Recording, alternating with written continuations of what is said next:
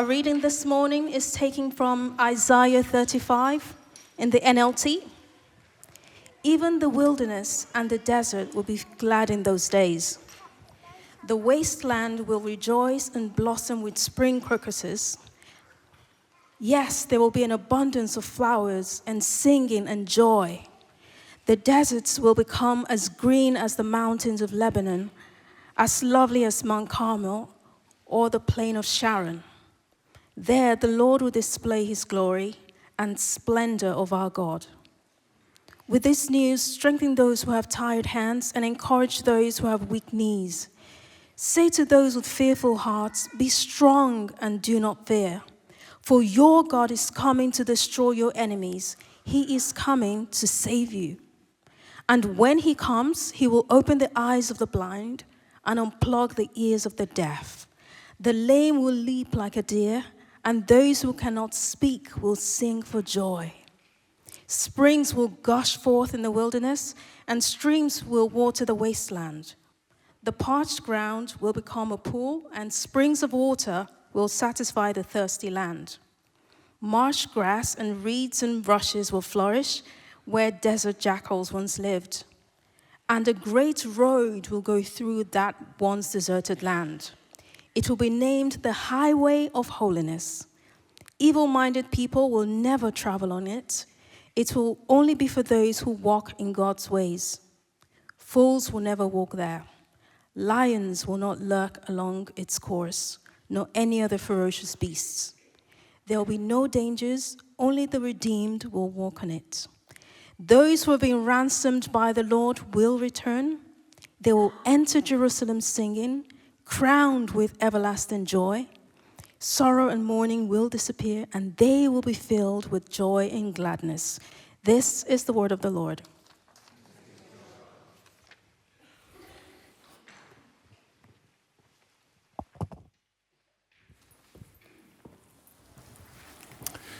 Well, good morning, everyone. We're in a series at the moment called When God Moves. And today we're thinking about the theme of when God moves, the sound of singing rises. Anyone visiting Aldates will be immediately struck by the prominence given to worship, to singing. Last Sunday we had baptism services at all our services, and 3 people who were being baptized each shared that on their very first visit to St. Aldates, they asked themselves and those they were with, is this a concert? Is it a concert? And the answer is no. Yes, there is music, and there are musicians, and there are vocalists who are leading the singing, but this is not a performance at which people come and spectate. This is an event and an encounter with God in which people participate. Not entertainment, it's an engagement. Singing here is an offering.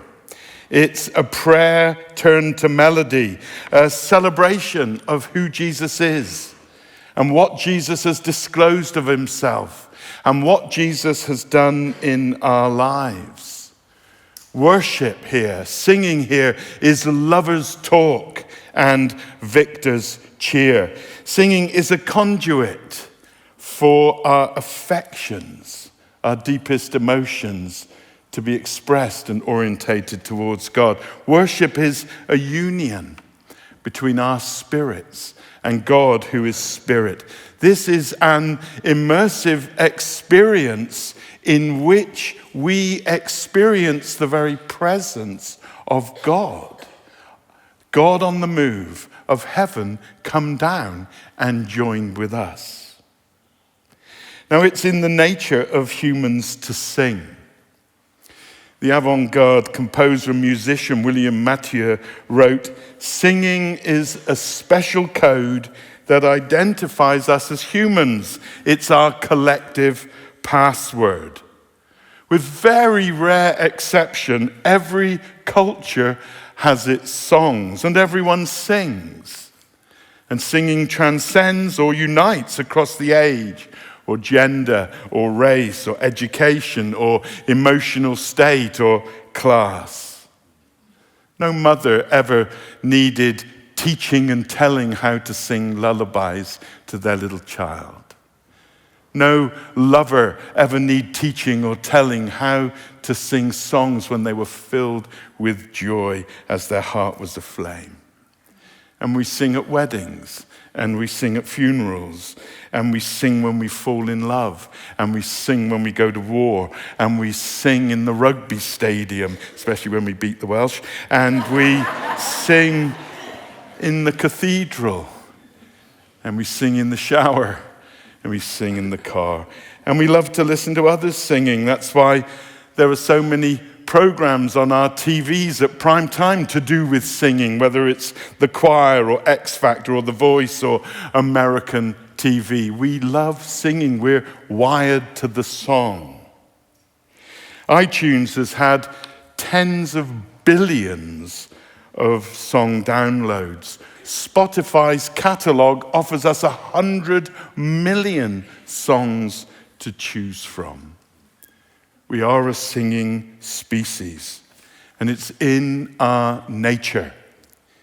And therefore it's fitting and right and obvious and natural that when we meet God, when we meet him through Jesus, when he fills us with his Spirit, we become more fully who we are, and we sing. Someone once said, if we don't sing, if we don't worship, we shrink. And when we become who we are through Jesus, we can't help but give it voice. Now, throughout the Bible, singing is the sound of God's people. The Bible contains over 400 references to singing, including 50 direct commands or prescriptions to sing. Singing is the sound of God's people. And I think in part that is an echo back to God. Stephen was reminding me this morning that in Scripture several times God sings over us. There's a sense in which our song is a response to God's a priori song to us. It's almost antiphonal. It's a responsive to him. In the tabernacle, in the temple where God dwelt in the midst of his people Israel, he ordained a group of people, the Levites, to sing and play instruments, and they were to sing and make music to God all day and all night. Some of you think our services go on a bit long. All day and all of the night worship. The Bible gives us a whole book of songs. It's the longest book in the Bible based on chapter count, 150 songs. Book of Psalms, literally Tehillim, the songs of praise. And they cover every emotion and human situation turned into song. And the portrait of the first church is instructive. It's a community who is singing. They sang when the Spirit of God filled them. They were instructed to sing hymns and hymns that were written, the psalms that were given, and spiritual songs, literal natural melodies that they themselves came up with and that sprang from their heart. They were to sing with grace in their hearts to the Lord. They're told to sing praises to God's name. They're called to sing to each other, to encourage and reveal God to each other and move each other on. They're to sing when they were gathered. They were to sing when they were on their own. They were to sing when they were happy. We're told they were to sing with their spirits, and they were to sing with their intellect, words with meanings and syntax and sentences and melody and so on. They even sang when they were in prison. The early church was a singing church because God was at work amongst them. And when God moves, we sing. This week I've been reading that passage that was read to us from Isaiah 35. You might like to turn to it. And it's a prophecy and it's a promise. And its initial hearers would have been the Jewish people who were in exile in Babylon. And when they heard this word of prophecy came as a word of promise. And it offered them hope of a return and hope of transformation. But these promises that are here are not just for them then there. The Bible says all the promises of God become ours through Christ Jesus. And in a spiritual and existential, metaphorical way, they are ours. And the core of the promise is around verse 4 and verse 5, where 3 times, and you'll know that in Hebrew idiom, you repeat something 3 times, you're saying it definitively. Holy, holy, holy, as we've just sung. It's underlined.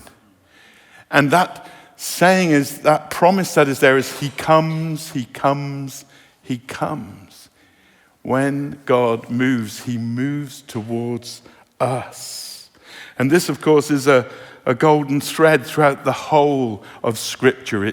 It binds all the books, all 66 of them together. The whole story of God's dealing and activity with humankind is that he is a God who wills, who desires, who longs to come and be with us. My dear old dad was reminiscing with me recently. I was talking about my cousin, and he's getting old, and he just happened to remember a story from decades ago.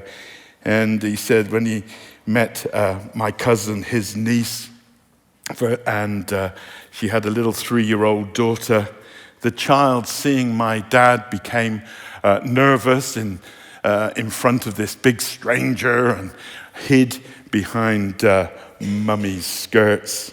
And my cousin said to her, "Don't be afraid. This is my Uncle Jeffrey, and he loves us." And then the child, in her strong Lancashire accent, said, "Well, he don't come to see me. If he loves us, he'd come to see me." And God does love us. And God has come to see us. And not in a fleeting way, not just a passing visit, but he comes to stay, and he comes to transform. And when he does that, songs break out. Isaiah 35, metaphors are piled up to convey what happens when God comes. The desert is transformed into an oasis. The weakness is transformed into strength. Fear is transformed into faith. Injustice is replaced by justice. There is reward and recompense. People are saved, rescued, and made whole. The blind see, the deaf hear, the lame leap like a deer, the mute shout. Rivers change into the wilderness, into fertile fields, and people walk in the way of holiness and godliness. And it says the lions and the ferocious beasts are driven out. Just metaphors that reveal transformation. When God comes, and when we welcome the God who comes, changes our life. And then what happens? Well, twice it says they rejoice, verse 1. They rejoice, verse 2. I love that word. In the Hebrew, it's the word gil, and it literally means to spin. Just to spin around in a giddy way. And then 3 times, verse 2, verse 6, and verse 10, it says they sing. The emotion that accompanies God's coming is joy. And the expression of that emotion is rejoicing. And the sound of that rejoicing is singing. And here at St. Aldates, many are experiencing this transformation with God coming to them. They're being transformed in their spirits and their minds and their emotions and their pasts and their futures. Existential and spiritual transformation, but also practical, very real transformation in their life and through them. God has come, and he's rescuing them, and he's saving them, and he's turning their life around. And no wonder there is joy. And the overflow of that is rejoicing, and the sound of that is singing. A valued member of our church wrote this to me recently. They'd spent 2 decades at His Majesty's pleasure. Prison was more than physical confinement. It was a pit of despair, regret, and profound isolation. Yet in that darkest season of my life, something extraordinary occurred. He became a Christian. And God came to him, met him in his cell, and he was turned around. And then he says, and I discovered worship. The lyrics began penetrating layers of bitterness, guilt, and shame, softening a heart hardened by years of pain and regret. Each song became like a lifeline, drawing me upward from despair into hope. Worship wasn't merely songs, it became a sacred congregation. It offered a language for my soul and broke through spiritual barriers that no physical bars could contain.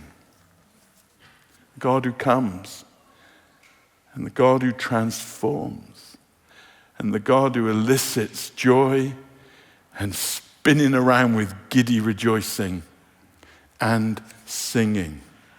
It's no wonder that we're hearing more singing. It's going on longer and it seems louder. I have to turn my hearing aids down because people are meeting God here. When God moves, the sound of singing goes up. When heaven comes down, this singing rises. Singing's the sound of heaven. We have 2 glimpses of heaven in the book of Revelation, and there we see God and his Son, the Lamb, seated on a throne. And around them are the elders, and around them are the angels. And then there are myriad upon myriad of people. And what are they doing? They are singing. They're singing to the Lamb that was slain and now is risen victorious and glorious. They're singing to God the Father. They're singing, we're told, holy, holy, holy. They're singing, worthy is the Lamb. A revelation of God brings a response to God, and our spirits overflow through our mouths in song and worship and praise and adoration to Jesus, who is altogether lovely. The beautiful one, the wonderful one, who has changed our lives. You know, every move of God, there is a sense in which heaven has come closer, heaven has come down, and we join in the sound of heaven. And they always elicit new songs. In the 16th century, in the Reformation on the continent, it began there with the German Martin Luther. He translated the Bible into the vernacular, into German. He put the Mass, the service, into the vernacular. But he also called for poets to write hymns. And he said, do it to the tunes that people sing in the taverns. And one of the most important contributions and expressions of God at work, they produced a new hymn book, no longer Latin plain chant, but songs with tavern drinking melodies that people could sing to express what had happened in their lives. In the 18th century evangelical awakening that began here, actually began with a group of Oxford students in the early 18th century and just spread throughout Britain and spread to the east coast of North America. They produced songs. Charles Wesley, who attended Christ Church College about 50 yards away over there, he wrote nearly 6,000 songs, giving language, giving voice to what people were experiencing of the transformation of God, of heaven come down. It was the same in the 19th century, the revival in America and here. The preacher was called D.L. Moody, but as important was the songster, whose name was Sangster. Good name. And Ida Sangster was his. And he produced a songbook with 1,200 songs, again, giving voice and a language and an expression for what they were experiencing. Happened in 1904, the Welsh revival, singing into the night. I read this week of a whole town coming out of their homes, out of the pubs, out of the billiard club, kneeling on the cobbles and just singing because heaven had come down. Happened with the great Pentecostal awakening. They produced a book, the Redemption Hymnal. Happened with the Jesus movement in the 70s. Happened with the Vineyard movement in the 80s. Happened through the 90s with Hillsong. And we had Matt Redman and Tim Hughes. And there was a proliferation of songs. Why? Because God came near and people met him and people's lives were transformed and songs were written and songs were sung so that people could express with joy the reality of what God had done in their lives. When God moves, the song goes up.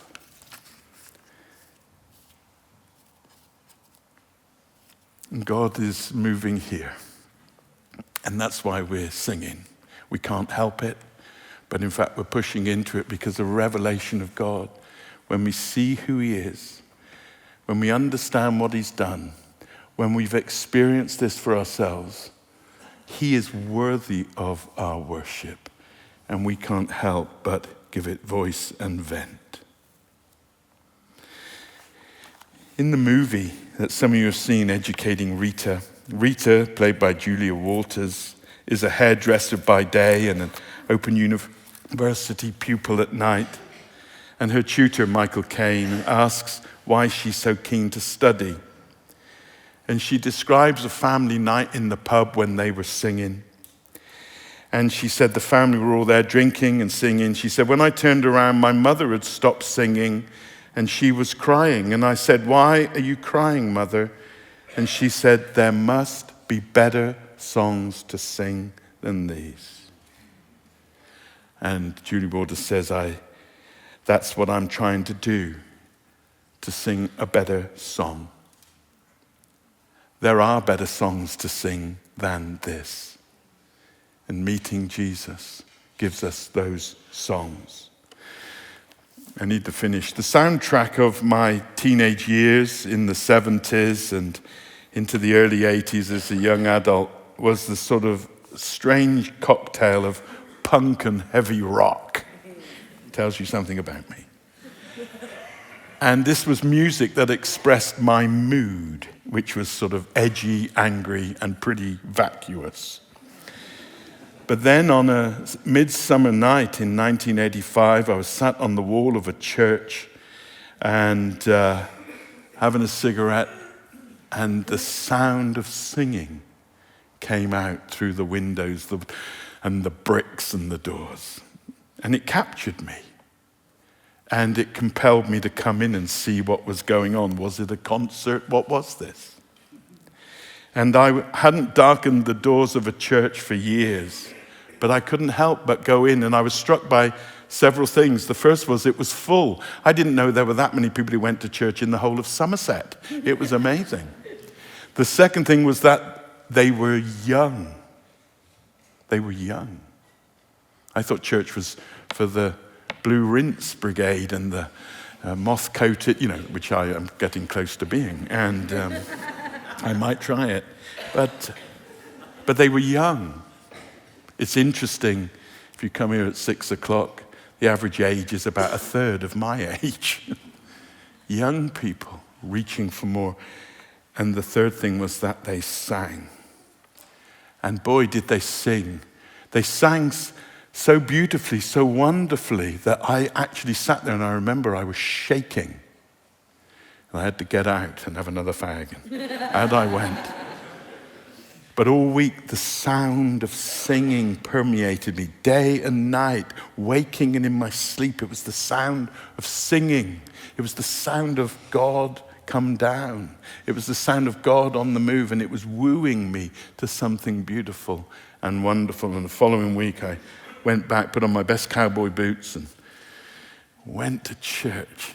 I thought, I want to hear this again. And again, the singing, the sound of singing, the sound of heaven come down. And then a sermon on Jesus, the Lamb of God, slain for the sins of the world and for me. And I gave my life to the Lord that night. That was 40 years ago this June. And I haven't stopped singing since. When God is on the move, we sing. Shakespeare's Othello said of Desdemona, she will sing the savageness out of a bear. And the savageness out of this bear was sung out in the presence of God, who graciously and tenderly reached towards me. And that's what he's doing. It's what he loves to do. It's what he's always done.